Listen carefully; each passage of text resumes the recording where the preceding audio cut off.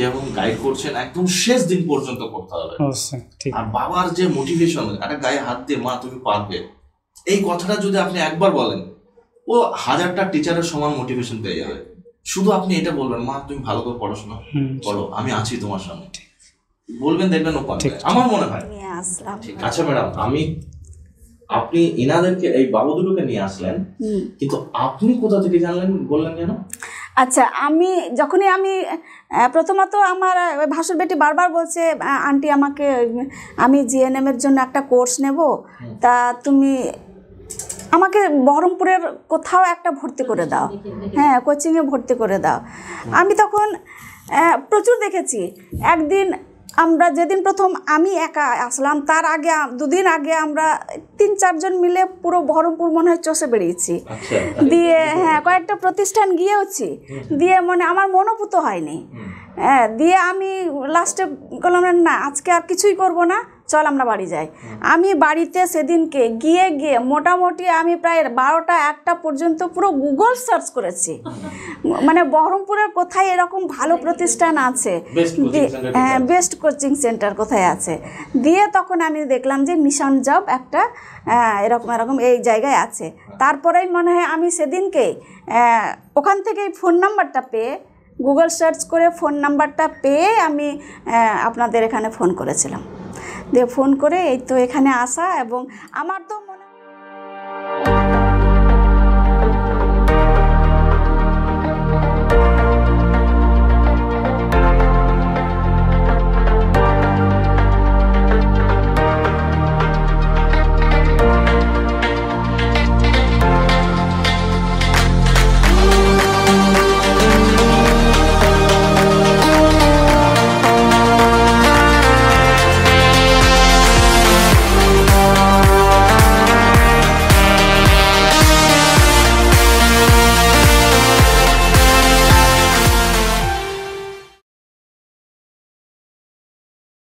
Hi viewers, welcome back to our YouTube channel Mission Job.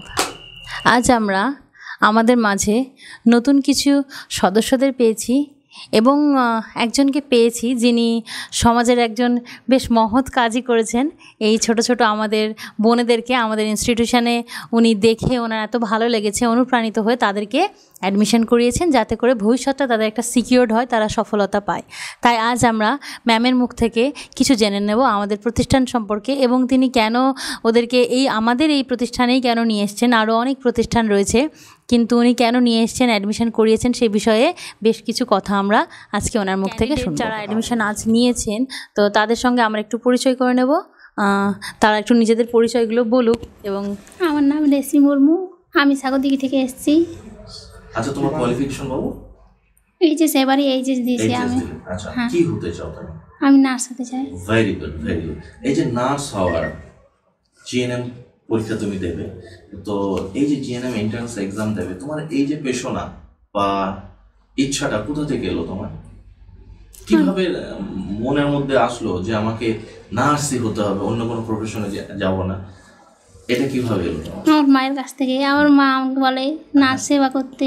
বাহ, মানুষের সেবা করতে, বাহ, ভেরি গুড, ভেরি গুড। তুমি পারবে হতে বাবু।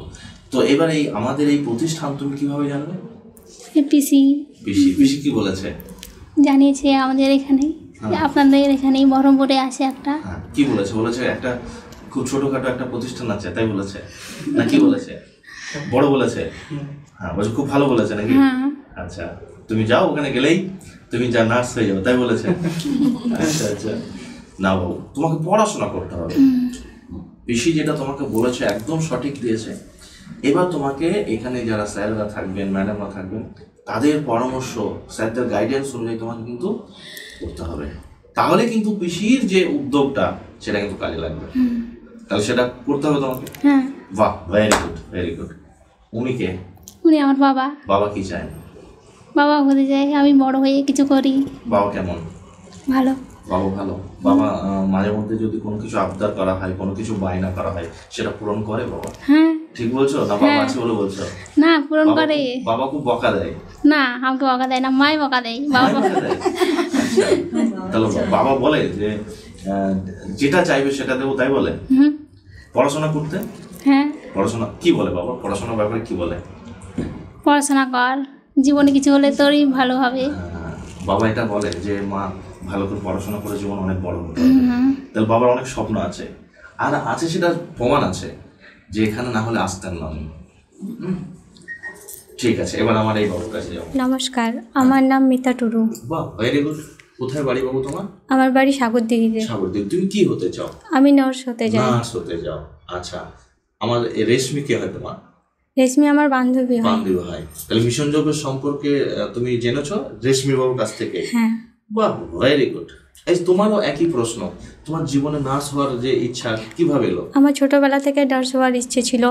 আমি ছোটবেলা থেকে হোস্টেলে পড়াশোনা করেছি, তখন থেকে আমার নার্স হওয়ার ইচ্ছে। মানে আমি অনেক রাস্তায় অনেক গরিব অসহায় মানুষদেরকে দেখেছি, তাদেরকে আমি মানে সেবা করতে চাই। বাহ, ভেরি গুড, ভেরি গুড, খুব ভালো।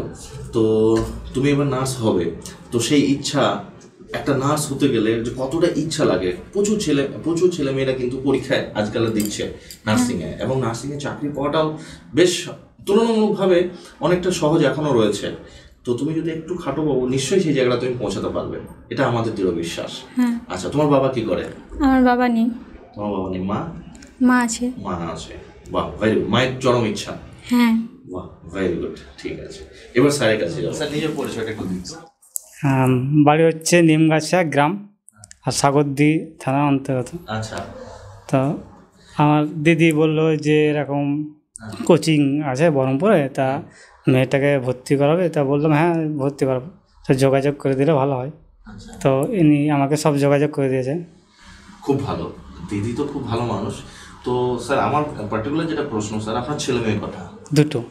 দুটো ছেলে, একটা ছেলে একটা মেয়ে। হ্যাঁ। কি বড় কে? বড় মেয়ে। মেয়ে বড়। তো স্যার আপনি মেয়েকে বেশি ভালোবাসেন না ছেলেকে বেশি? দুটোকেই ভালোবাসি, কিন্তু মানে গালাগালি ব্যাপার নিয়ে আমি কিছু বলি না। ওর মা মানে একজনাকেই দায়িত্ব দেওয়া হয়েছে। হ্যাঁ হ্যাঁ হ্যাঁ, বকাঝকার জন্য? হ্যাঁ, বকাঝকার জন্য।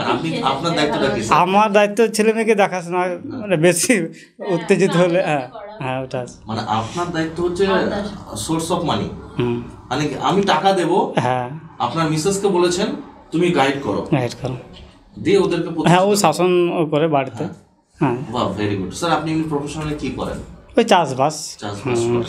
বাহ, ভেরি গুড।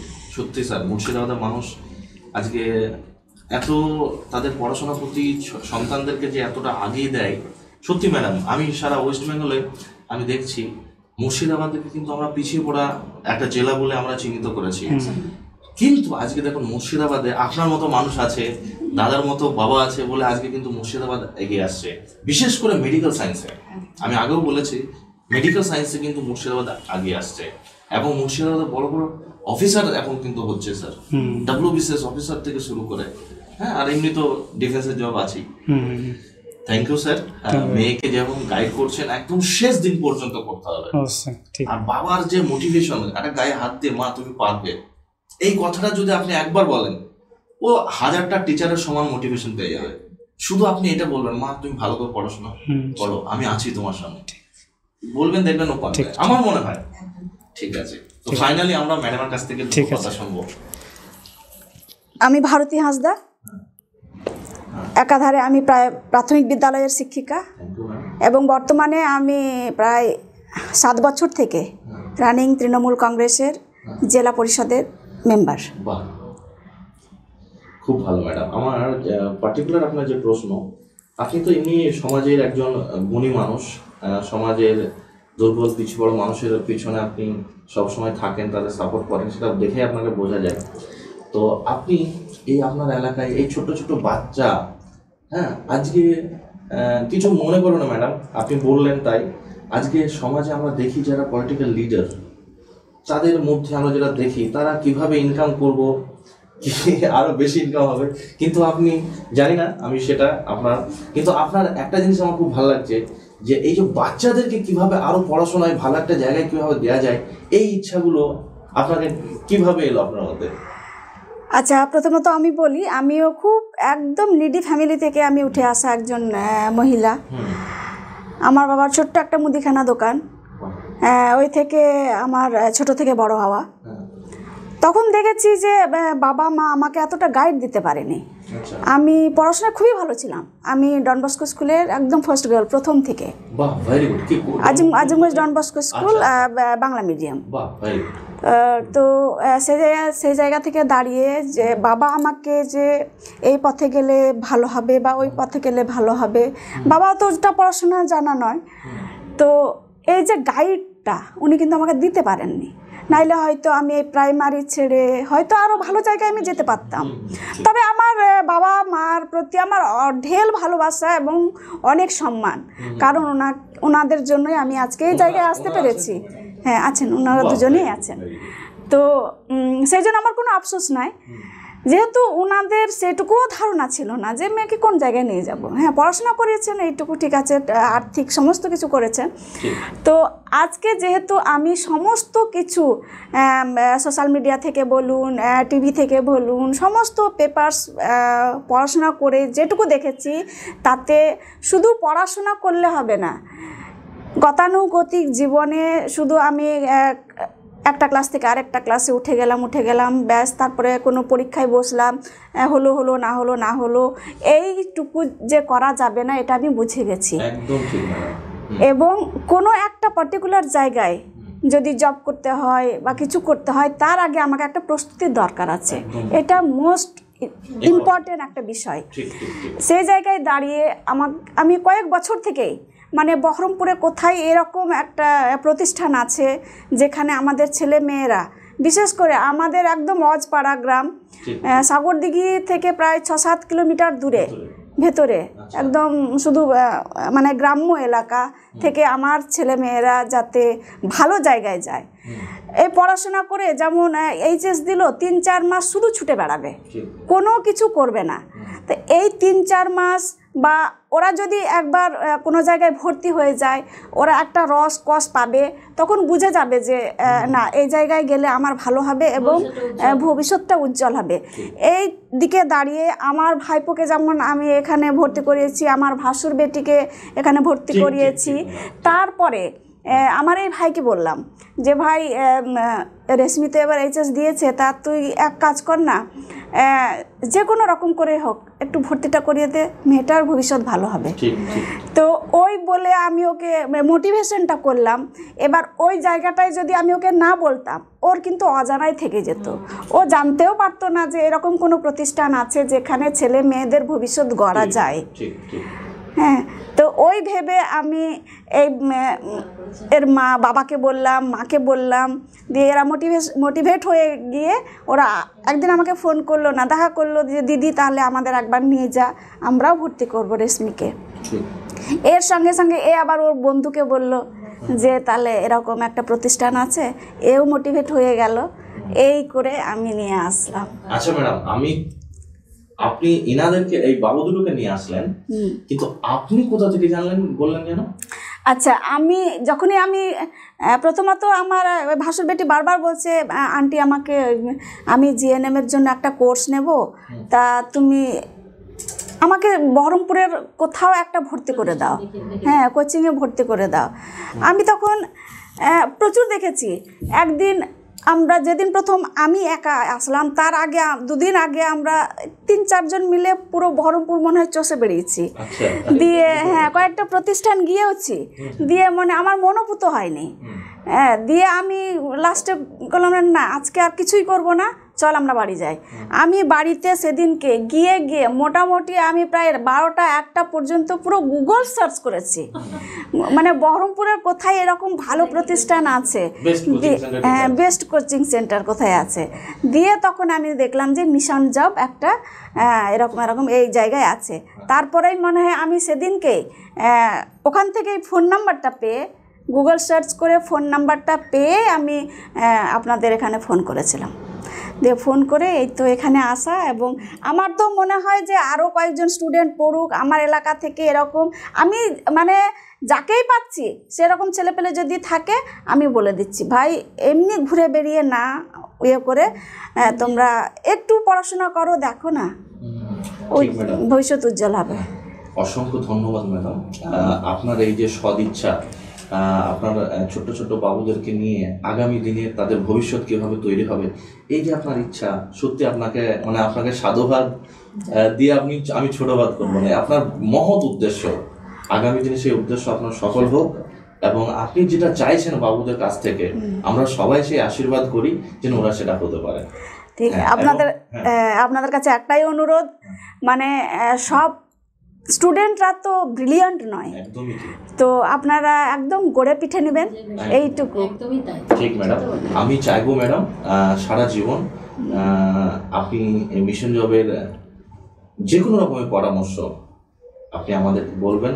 আমাদেরও যদি কোনো ভুল ত্রুটি থাকে ম্যাডাম, আমি সেটা গ্রহণ করব। যে কোনো সময় আপনি এসে বাবুদের কাছ থেকে জিজ্ঞাসা করবেন যে এখানে কেমন পড়াশোনা করছে, আপনি আমাকে পরামর্শ দিতেই পারেন, ঠিক আছে? সে বাই ফোন হোক বা আমাকে ডাইরেক্টলি এসে। আর প্রথম দিন ওরা ক্লাসে এসছে, তারপরেই আমি গিয়ে জিজ্ঞেস করেছি পড়াশোনা কেমন হলো, কেমন লাগলো তোদের। হ্যাঁ, দিয়ে বললো যে না ভালো হয়েছে, ভালো লাগলো। সমীর স্যারের ক্লাসটা কেমন লাগলো? না, আমি অতটা পার্টিকুলারই জিজ্ঞেস করি।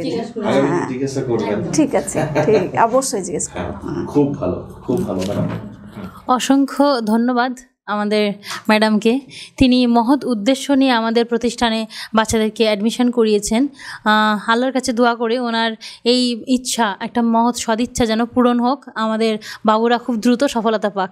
এবং ম্যাডাম আপনি খুব ভালো থাকবেন। অনেক ধন্যবাদ। Thank you madam.